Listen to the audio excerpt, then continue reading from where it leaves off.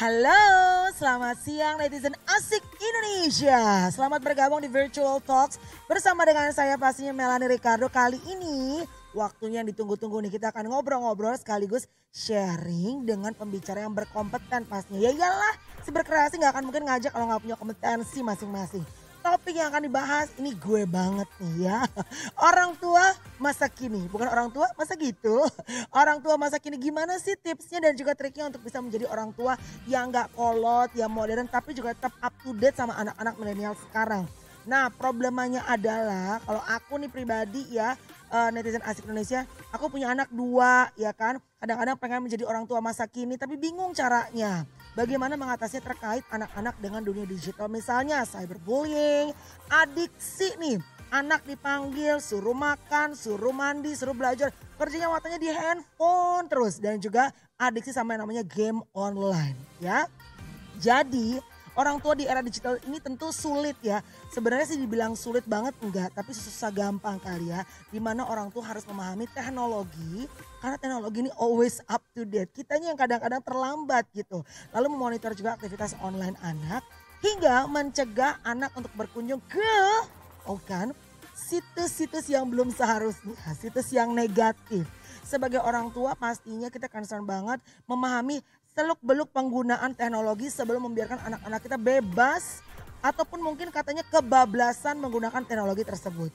Karena ketidakpahaman orang tua kadang-kadang ya terhadap peraturan dan juga penggunaan internet secara aman dapat mengancam kehidupan quote unquote online dari sang anak ini jadi berantakan. Nah hal ini perlu juga menjadi perhatian bagi orang tua, psikolog tentunya yang punya kompetensi dan juga para pendidik agar memberikan ruang terbuka bagi anak untuk bisa menggunakan teknologi ya. Tentunya harus tetap diperhatikan, ada guidance-nya, ada durasinya yang paling penting supaya tidak berdampak negatif terhadap keadaan psikologis si anak. Orang tua juga tentunya diharapkan menjadi role model yang baik. Ya iyalah, misalnya di meja makan anak gak boleh main handphone tapi mama papanya cek Instagram terus. Nah loh ya, si berkreasi mengadakan online talk di mana para pemerhati anak, membuat kebijakan, psikolog dan juga pasangan orang tua dapat membatasi dan juga membahas tuntas problema menjadi orang tua di era digital saat ini. Dan tetap pastinya menjadi orang tua yang cool, bukan sok cool, tapi yang cool namun transparan. Dan juga disiplin dalam mendidik penggunaan teknologi kepada anak. Selanjutnya nih netizen asik Indonesia, kita akan ngobrol-ngobrol dengan ketiga narasumber saya. Seperti saya sampaikan tadi di awal, udah pasti berkompeten semuanya. Nah saya pengen menyapa dulu, halo selamat siang, lucu banget sih. Ternyata mereka adalah YouTuber ya. Dan namanya nih bener-bener Korea-Korea banget karena mereka emang tinggalnya di Korea dan mixed family juga sama seperti saya. Kimbap Family, mereka adalah konten creator dan sudah bergabung bersama dengan kita via Zoom. Halo, annyeonghaseyo. Hai. Oke, mungkin coba di halo, hi kids. Wah, lucu banget. Hello. Keren-keren banget. Oke, saya akan bergabung, gila luar biasa ya. Memang ternyata kadang-kadang di tengah pressure adanya pandemi, kita justru out of comfort zone, kita bisa lebih kreatif lagi. Karena biasanya kalau satu event itu kan cuma oke, ada semuanya di event di tempat yang sama. Ini ada satu di Korea, ada satu di tempat ini ya, tentunya di Jakarta, dan ada yang di Australia, luar biasa. Ini sahabat lama saya juga ya, seorang psikolog anak, Elizabeth Santosa. Hello. Hi Mel, how are you? I'm great, thank you. How are you darling? I'm good, tunggu aku di Jakarta ya. Iya dong, kamu udah welcome to the club seperti aku ya. Salam ya buat Ozi yang di sana ya. Oke. Sehat ya di sana? Sehat, semuanya baik. Gak sabar balik ke Jakarta Desember ini Mel. Oh gitu, karena mesti pandemi ini lockdown and everything ya. By the way boleh cerita sedikit dong Liz. Kalau dia kamu di Australia, di Melbourne atau di Sydney atau di Brisbane? Melbourne. Di Melbourne. Itu keadaan COVID seperti apa di sana? Semua orang masih pakai masker, masih physical distancing atau Aduh, udah tanya Tyson aja. Tyson udah anak Jakarta sekarang. Apa udah a lot better di sana? Di sini udah zero case sekarang. Wow. Semua anak-anak kembali ke sekolah. Oh my god. Ya, tapi dalam semua tetap memakai masker dan juga social distancing juga tetap tetap diimplementasi di sini. Yes, aduh, we pray for Indonesia ya supaya bisa seperti Australia, bisa zero case juga ya, amin, amin, amin. Oke, dan tentunya di sebelah saya, ini dari tadi sudah cantik, sudah menunggu penuh dengan knowledge pastinya dari NGX Indonesia, Mbak Astri Dwi Andriani. Hai, apa kabar? Halo Mbak Mel, apa Sehat? kabar? Sehat dong. Alhamdulillah. Alhamdulillah. Oke, saya akan ngobrol dulu tentunya kepada tiga kompeten banget masing-masing dari narasumber saya. Tapi pertama-tama saya pengen ngobrol dulu sama Kimbap Family. Kimbap Family, can you guys hear my voice now?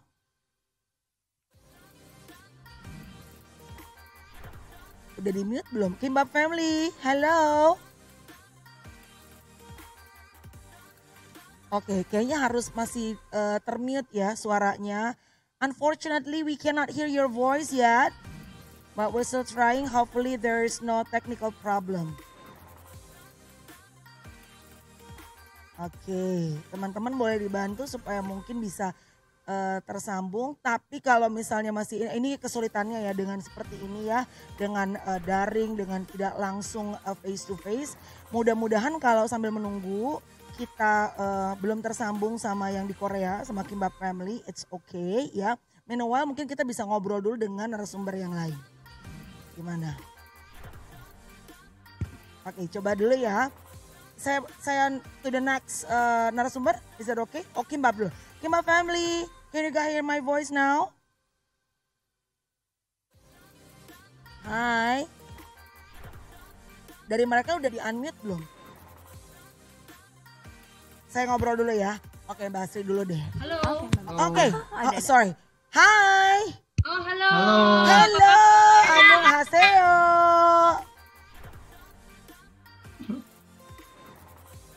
Apa kabar? Oh, baik di sini. Baik ya. Jam berapa sih sekarang di Korea? Sekarang jam 5 kurang 10. Oh, jam 5 kurang 10. Sore. Beda-beda tipis ya sama kita ya.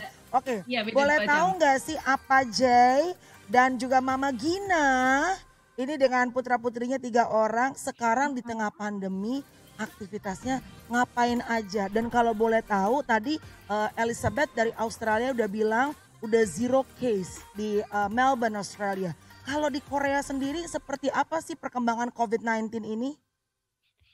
Ya, sekarang sebetulnya agak naik dari Agak naik. dulu 지금. Iya, sekarang level social distancingnya naik lagi ke mau level 3 ya kan? Ya mau level 3 Mau level katanya.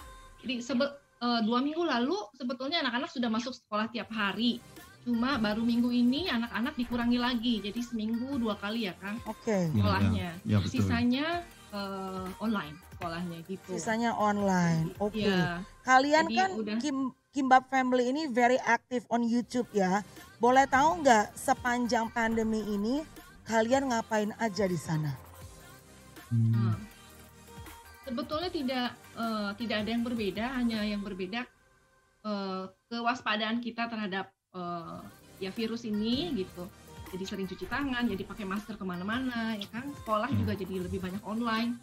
Tapi sebetulnya kegiatan kayak apa aja bekerja, saya belanja juga sama aja, cuma banyaknya online gitu. Apa-apa banyaknya online. Apa aja juga banyaknya kerjanya di rumah, dari rumah gitu jadinya. Ya kita sebisa mungkin coba di rumah lebih panjang. Iya. Gitu. Ya. Lucu sekali apa Jay bahasa Indonesianya udah mulai lancar ya. Boleh tahu? masih jauh. Yes. Boleh tahu nggak kalian kan mixed culture ya. Ini cara membesarkan putra-putri anak-anak sudah 3 orang. Itu kultur budayanya, cara membesarkan anak-anak, parenting skillnya seperti apa sih? Kami oke boleh. Kami pamit dulu, anak-anak mau ke sana dulu katanya, Oke. Mbak. Bye kids, it's okay kalau anak-anak udah capek, nggak apa-apa. Thank you kids, stay healthy, stay Nanti safe. kesini lagi ya. Oh, kita belum. Iya. Oke. Ya, jadi kami sebetulnya berusaha menciptakan hubungan baik sama anak-anak gitu. Ya. Berusaha mempertahankan hubungan baik sama anak-anak gitu ya kan. Ya. Iya. Maaf. It's okay, nggak apa-apa, Iya, totally understand. Ya, jadi kita juga punya rules, kita punya konsekuensi sama anak-anak. Terus apa Jay terutama suka melihat anak-anak sebagai satu orang gitu, bukan cuma sebagai anak-anak doang gitu. Jadi ya satu orang utuh gitu, anak-anak dilihatnya begitu. Ada tambahan nggak Kang? Ya, respect 뭐지? menghargai. Ya, kami pikir yang paling penting itu menghargai each other. Saling menghargai. Ya, saling menghargai. Itu. Jadi ya betul, kita mencoba lihat anak-anak sebagai satu orang, bukan cuma anak-anak kecil. Ya.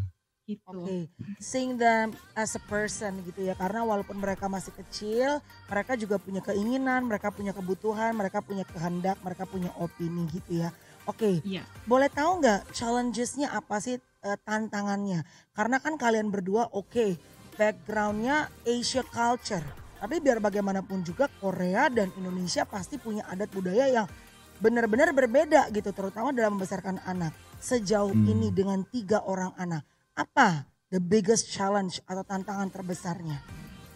Ya, tantangan pasti ada banyak, tapi saat ini kami pikir itu mengajarkan bahasa. Tantangannya adalah di bahasa paling besar. Ya. Ya, karena kami menginginkan kedua bahasa kami jadi bahasa ibunya anak-anak, gitu. Jadi berusaha untuk mengajarkan bahasa itu ya Kang ya. Ya, ketika kami tinggal di Indonesia, tantangan itu untuk saya, tapi sekarang karena kami pulang tinggal di sini. Ya, tinggal di sini.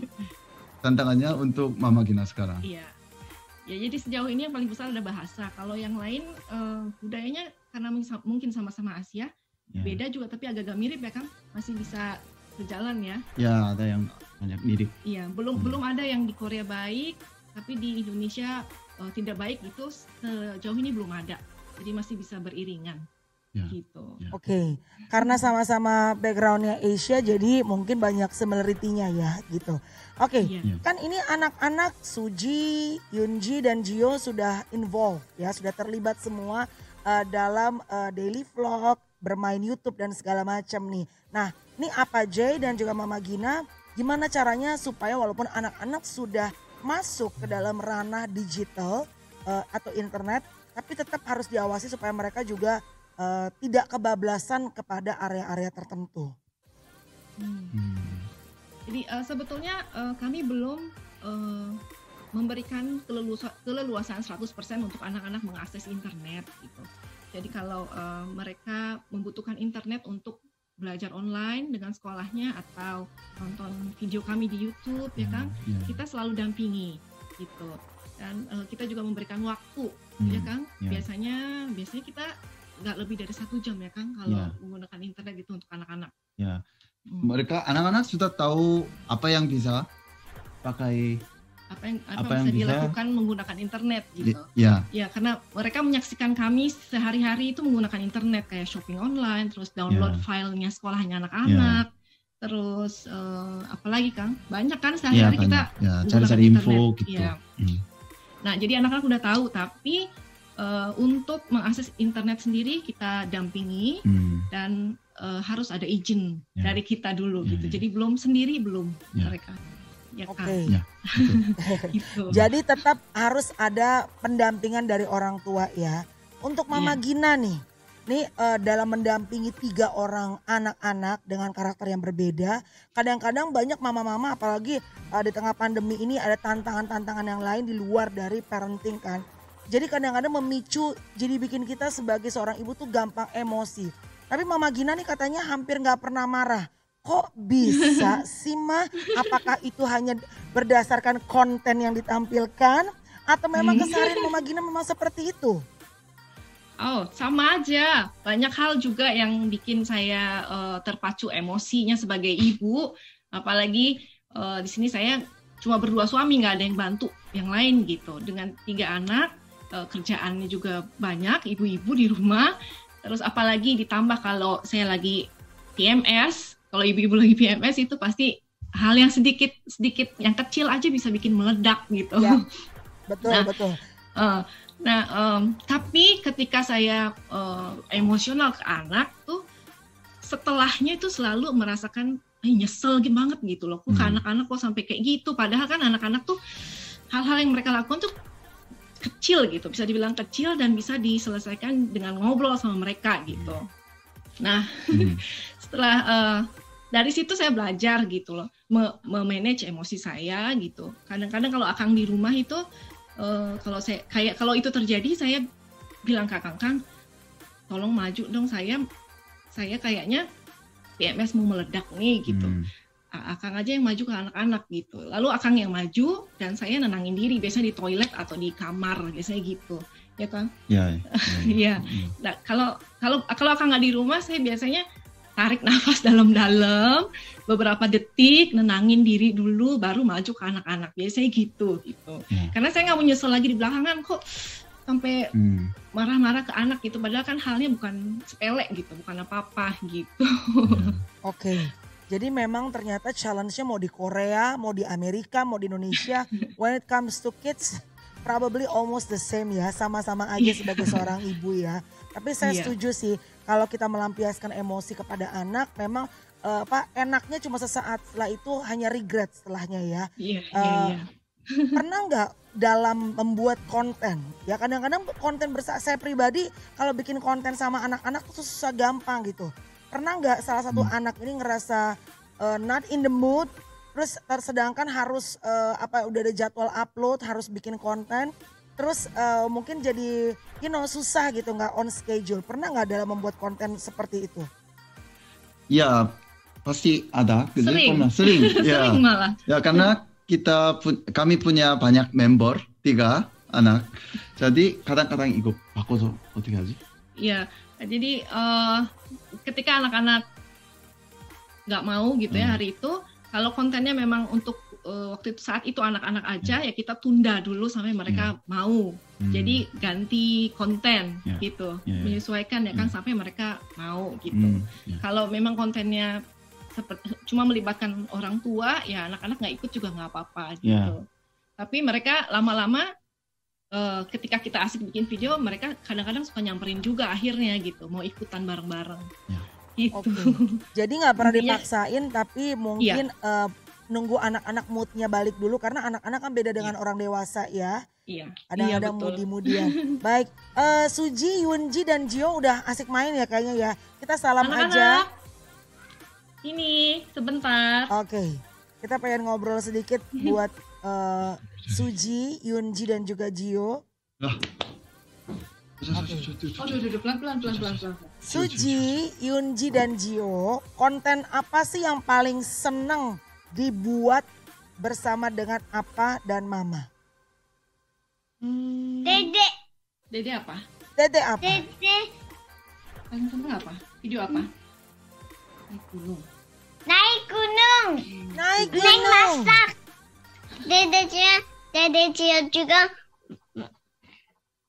gunung. Naik Gunung, wow, pada senang naik gunung, wah keren banget. Kalian hikers ya, wow.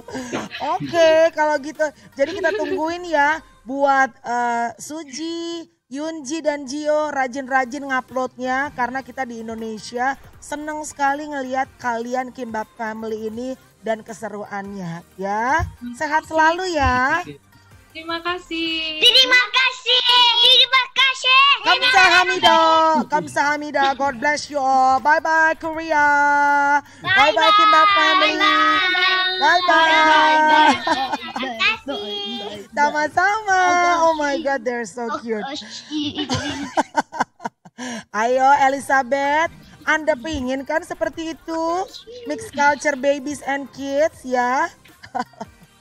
Oke, kita beralih sekarang kepada psikolog anak nih ya. Oke, ini kalau ngelihat sekarang jujur ya, aku pribadi juga mengalami sebagai orang tua masa kini kadang-kadang kesulitan. Anak-anak sekolah, shopping, nonton semua menggunakan internet. Tapi gimana sih caranya supaya kita tetap bisa menjadi orang tua masa kini yang cool, yang gak dikit-dikit gak boleh main handphone, karena kan emang dibutuhkan juga. Tapi tetap bisa punya guidance yang tepat buat anak-anak. Silakan sayang.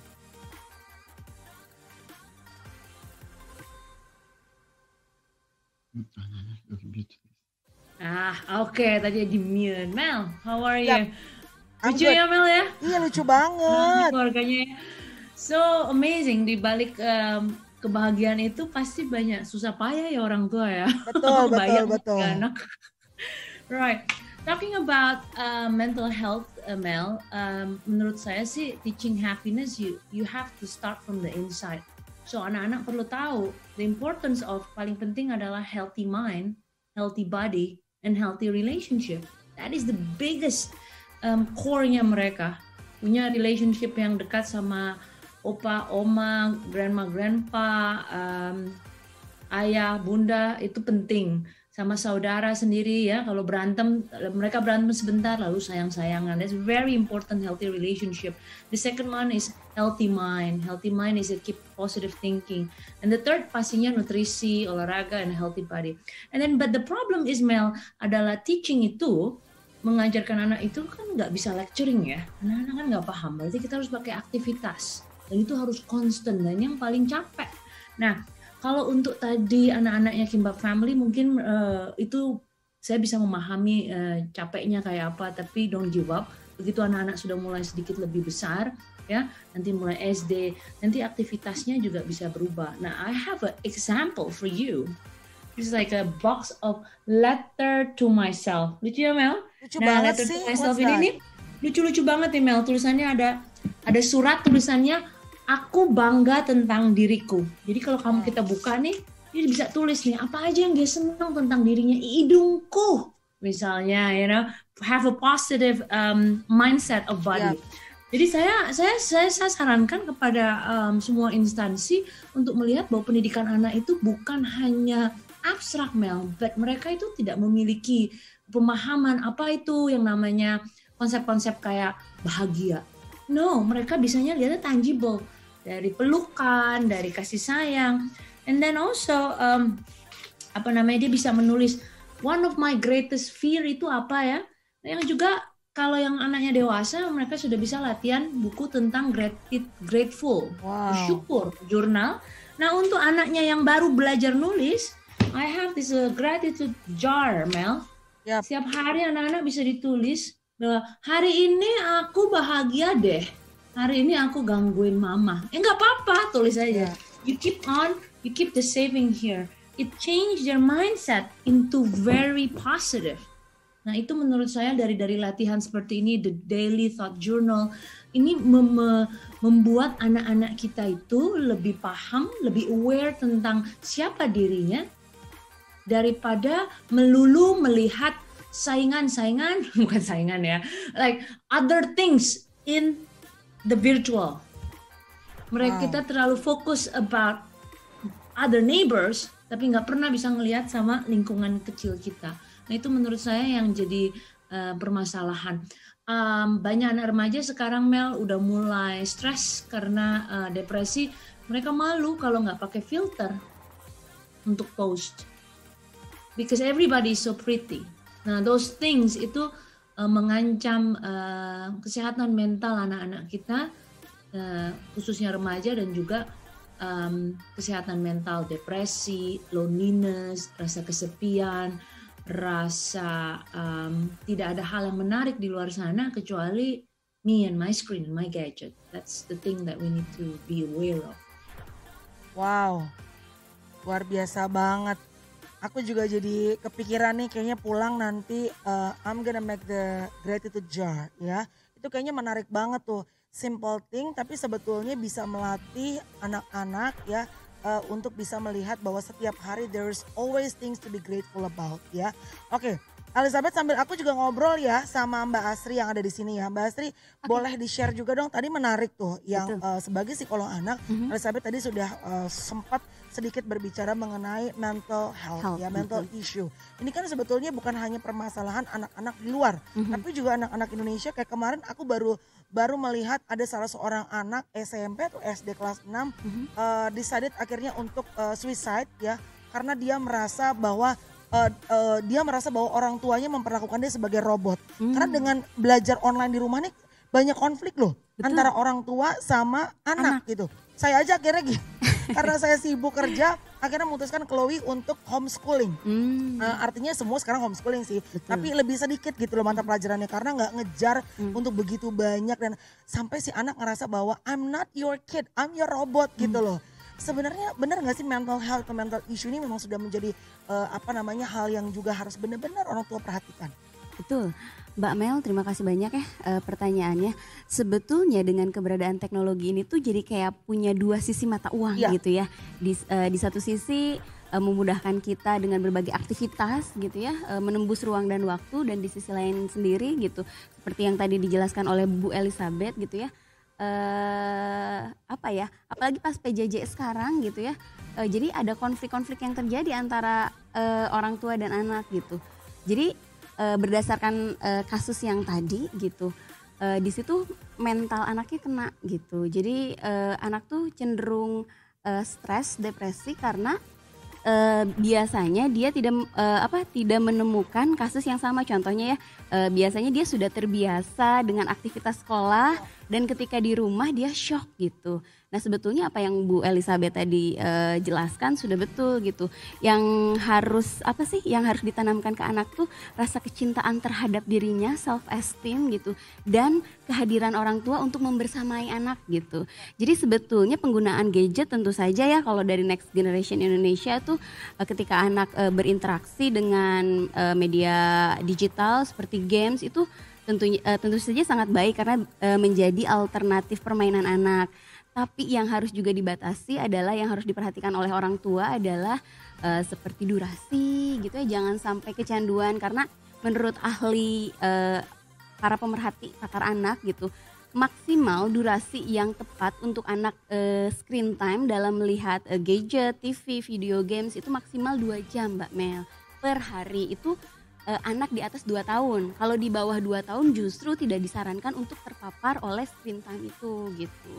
Yang pertama. Terus yang kedua, kita juga harus pastikan adalah konten gitu. Kadang kan selama ini orang tua tuh berpikirnya, wah video games nih buat anak seru, kartun buat anak seru, tanpa memperhatikan isi di dalamnya. Padahal kan kita semua tahu nggak semua konten media digital atau games itu khusus untuk anak. Harus sebetulnya ada ratingnya gitu Mbak Mel. Itu ada sih aturannya di aturan menteri gitu ya, nomor 11 tahun 2016 tentang klasifikasi. Jadi ada loh untuk semua umur gitu, untuk umur 2 tahun dan lain sebagainya. Nah kadang gitu ya, itu yang diabaikan sama orang tua. Dan yang terakhir adalah adiksi itu kecanduan gitu ya Mbak Mel ya. Nah si kecanduan ini salah satunya memancing pula yang mental health itu ya. Salah satunya kan kalau misalkan kecanduan dan tadi beban yang sangat berat ketika PJJ gitu, yang disarankan sih si orang tuanya membersamai anaknya gitu. Gitu sih Mbak Mel. Okay. Wow, jadi kepikiran nih berapa jam anakku sehari juga, jadi mulai berevaluasi juga gitu ya. Oke, kita kembali ke Mama Gina. Oke, iya saya ke ke Kimbap Family juga. Mama Gina. Iya. Oke, kalau anak-anak di Korea sendiri ini saat ini untuk kalian sendiri secara pribadi Kimbap Family ya, itu satu hari berapa jam boleh bermain dengan gadgetnya? Ada aturan nggak? Sebetulnya bentar ya Nak. Oh iya. Iya. Sebetulnya kita setiap harinya berusaha untuk tidak nonton TV ya kan, tidak menyalakan gadget. Kita ngasihnya kita punya jadwal untuk anak-anak itu biasanya Sabtu Minggu mereka boleh nyalain TV gitu. Tapi itu pun nggak lebih dari 1 jam biasanya kan. 1-2 jam. Iya. Nggak lebih dari 1-2 jam itu biasanya. Kalau Senin sampai Jumat mereka nggak boleh, nggak diizinkan untuk. Kedua kadang-kadang susah. Kadang-kadang kalau mereka butuh kita kasih ada reward, mereka melakukan sesuatu yang baik, baru kita ya boleh deh gitu nonton TV sebentar gitu. Jadi tapi fokusnya kita tiap hari Senin sampai Jumat itu intinya tidak ada jadwal untuk nonton TV atau gadget. Kita biarkan mereka main permainan fisik dan mainan-mainannya di kamarnya gitu. intinya. Wow, amazing. Nonton TV-nya dan bermain gadget hanya Sabtu Minggu 1-2 jam aja. Wow, itu sih kalau bisa dilakuin buat masing-masing keluarga itu keren banget karena itu dibutuhkan juga kontrol yang luar biasa ya, terutama kepada anak-anak gitu. Elizabeth? Ya. Ya, kalau misalnya anak-anak yang sudah terlanjur ya, Senin sampai Jumat udah bermain gadget dan sudah nonton TV nih, apa yang harus dilakuin? Sedangkan mungkin orang tua juga bekerja gitu, nggak bisa selalu mendampingi si anak. Apa sebetulnya yang harus dilakukan?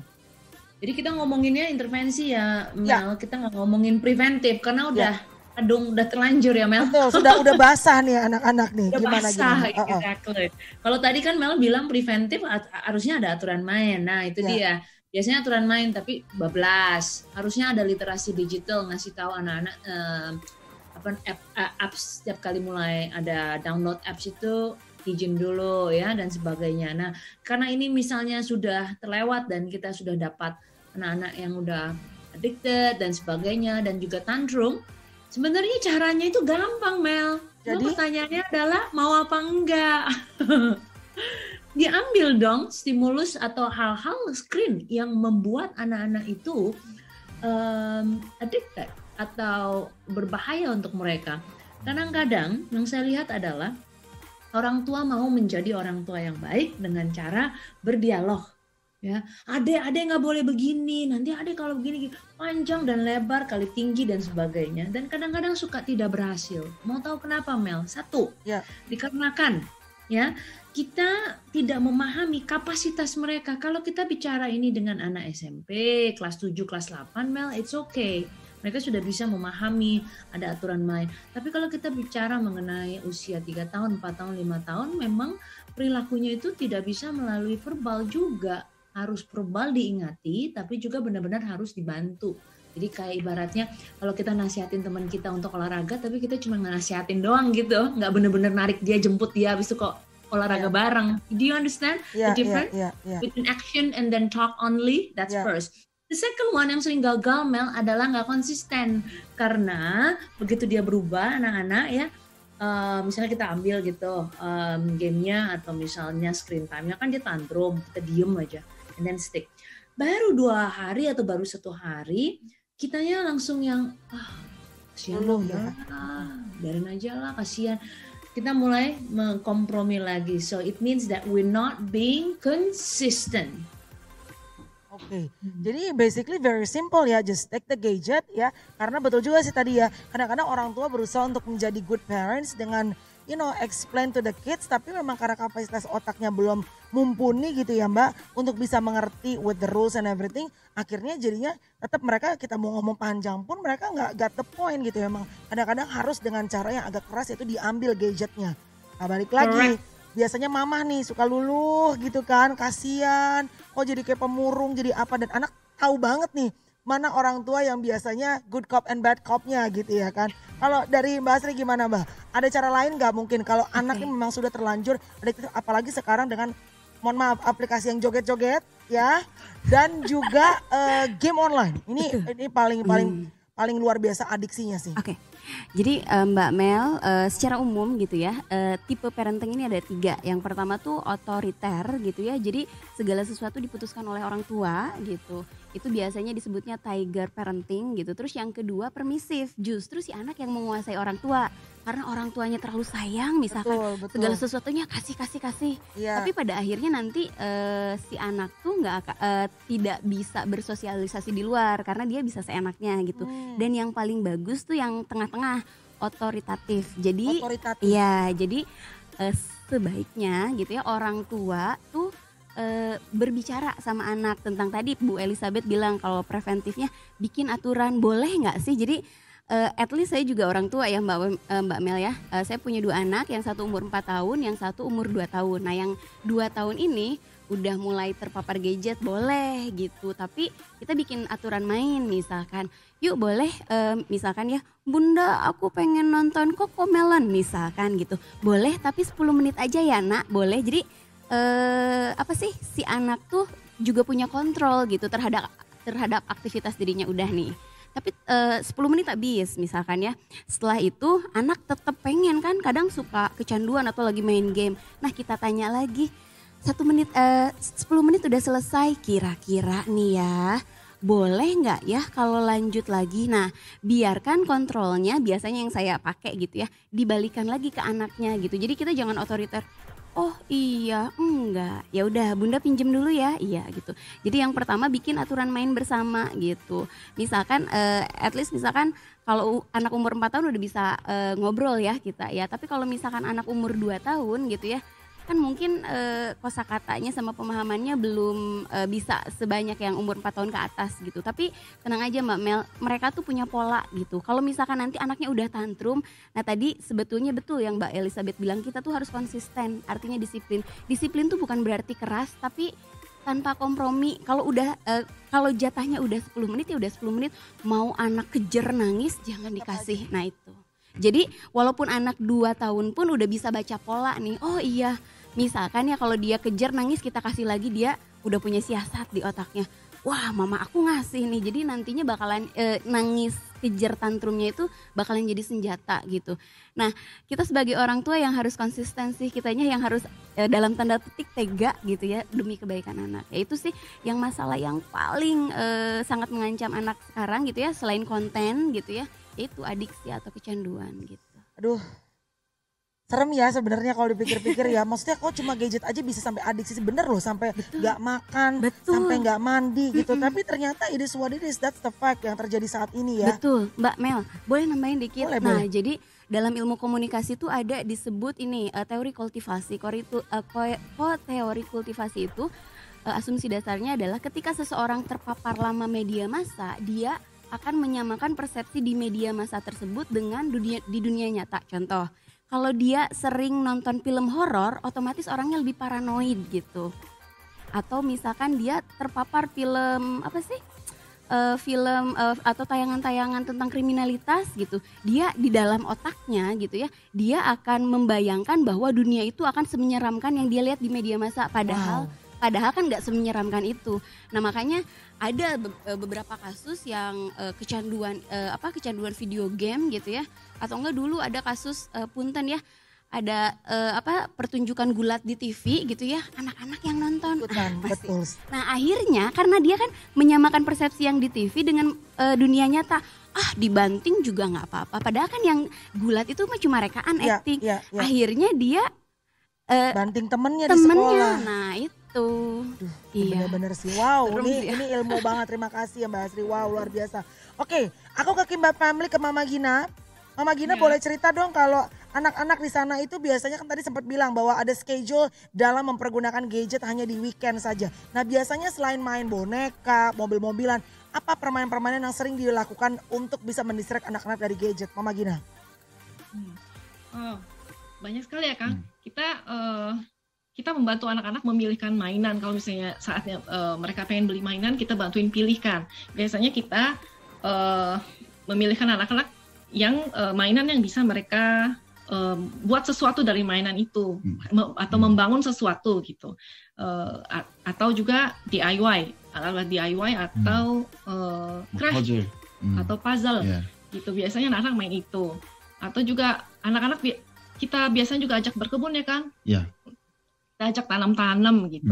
Terus apa lagi Kang? Ya terus sebisa mungkin kami mau bawa anak-anak ke luar, alami. Ke alam. Ke alam. Ke alam ya. Jadi mereka belajar di luar gitu, belajar dari alam. Biasanya begitu. Wow, jadi ke alam, terus juga bermain DIY, bagus ya, karena sekarang yang do it yourself games ini juga banyak sekali yang bisa juga menstimulasi otak anak-anak ya.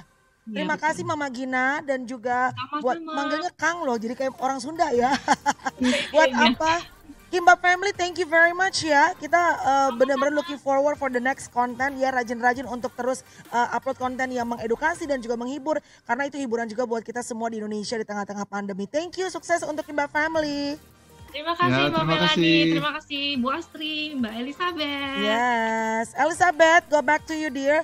Sebelum kita Yes. menutup, boleh dong kasih lagi tadi tuh menarik tuh seperti misalnya tadi the gratitude jar and then the journal, apalagi yang bisa kita share terutama untuk ibu bekerja seperti saya ya, saya yakin juga banyak banget nih yang pengen punya waktu sama anak-anak supaya menstimulasi juga anak-anak punya positive activities. Alright. One thing that also my tips is just because anak-anak suka chatting sama kita, Mel, I love you too, mom, and then give us a lot of like emoticon, ya. I just want to say to you, empati nggak bisa digantiin sama emoticon. Walaupun emoticonnya lainnya tuh udah yang lucu-lucu gitu, kita kadang suka geli sendiri ya. Oh, I love you too, but it does not feel the same. So anak-anak kita cannot learn empathy with emoticon. It has to be direct face-to-face, Mel. So again, just go direct communication sama anak-anak lah. Cinta itu atau sayang itu semuanya, with lots of hugs, lots of kisses. You can't replace that with emoticon. Kalau untuk komunikasi karena Mel kamu misalnya kerja, that's fine, totally. Tapi karena walaupun kita sudah WA anak dan kita bilang, udah yang penting gue udah WA anak, tetap lu masih utang, gitu. Masih utang kecupan ya. Betul. And then one more thing, bonding itu didapat dari pelukan. Nah, tahu nggak sih Mel, bahwa pelukan itu katanya kalau bisa 7 kali dalam satu hari. Iya. That's what my husband said. So you do that? Sometimes. Iya, katanya satu hari tuh harus 7 kali berpelukan. Wow. Jadi itu bagus banget. Kayaknya aku akan quote itu dan naruh di Instagram storyku hari ini bahwa empathy tidak bisa ditukarkan atau tidak bisa digantikan dengan emoticon. So as much as now we have to do virtual everything, tapi kayaknya actual hug itu tidak bisa di-replace dengan virtual hug ya, karena rasanya berbeda ya. Mbak Astri, coba back to you. Untuk terakhir dong, untuk orang tua yang memang harus berhadapan dengan tantangan yang begitu besar saat ini. Dan anak-anak mau gak mau semuanya kan harus menggunakan gadget. Gimana caranya supaya tetap menggunakan gadget tapi juga cerdas menggunakannya? Oke, yang pertama bikin aturan main gitu, kesepakatan dan konsisten kitanya gitu ya. Itu yang pertama. Yang kedua, sebagai orang tua kita harus pintar, karena untuk anak ya, kita harus pintar memilih konten untuk anak gitu.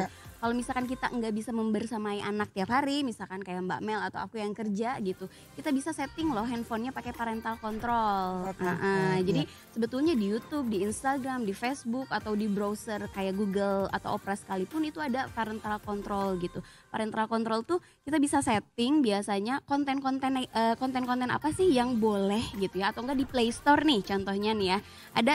Ada mode atau pilihan parental control yang bisa misalkan cuma rating 3+ aja 3 tahun dan misalkan 7+ aja yang boleh masuk gitu. Di luar daripada itu nggak boleh misalkan. Soalnya Mbak Mel banyak sekali video game yang saat ini yang tidak khusus dibuat untuk anak. Karena banyak paparan muatan negatif, contohnya pembunuhan, headshot gitu contohnya gitu ya, ada darah, ada punten ya, jadi bahasa Sunda, maaf, mutilasi gitu ya, terus erotisme, pornografi dan lain sebagainya. Nah kalau misalkan kita tidak men-setting gitu ya handphone yang digunakan anak kita dengan parental control, namanya anak kan belum ngerti, dia bisa aja download dan terpapar dengan hal seperti itu. Jadi yang pertama tuh bikin aturan main yang jelas gitu, kitanya harus konsisten atau disiplin. Yang ketiga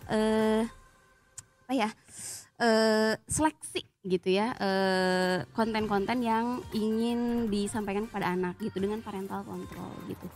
Wow, terima kasih. Saya menarik nafas karena PR-nya banyak sekali dan banyak sekali juga kita belajar tentunya sore hari ini bahwa memang it's not easy to become cool parents, dan juga parenting skill itu memang nggak bisa berhenti pada satu titik aja, terus karena memang yang namanya gadget, internet itu selalu up to date, dan kita juga sebagai orang tua nggak bisa menutup ya dengan perkembangan dan juga perubahan hal-hal yang ada di sekitar kita. Tadi banyak hal yang menarik bahwa sentuhan, pelukan, perhatian kepada anak-anak tidak bisa digantikan dengan hal yang berbau virtual ya. Jadi walaupun sudah WhatsApp sama anak hari ini, tetap masih utang moms and dad ya. Kalau ketemu sama anak-anak, even though we don't have much time, hug them, kiss them, give them, shower them with love gitu. Dan tadi balik lagi, tadi bagus banget Mbak Astri juga bilang, memang kadang-kadang harus tega juga sama anak. Tapi kan teganya kita bukan tega jahat ya, tega supaya it's for their own good gitu. Kadang-kadang kita udah set the boundaries, kita juga sebagai parents yang crossing the boundaries ya kan. Dan at the end of the day anak-anak nih memang benar-benar monkey see and monkey do. Mereka melihat kita nggak bisa give them larangan bahwa di meja makan, di rumah nggak boleh nonton dan segala macam. Tapi we actually do the same thing gitu ya.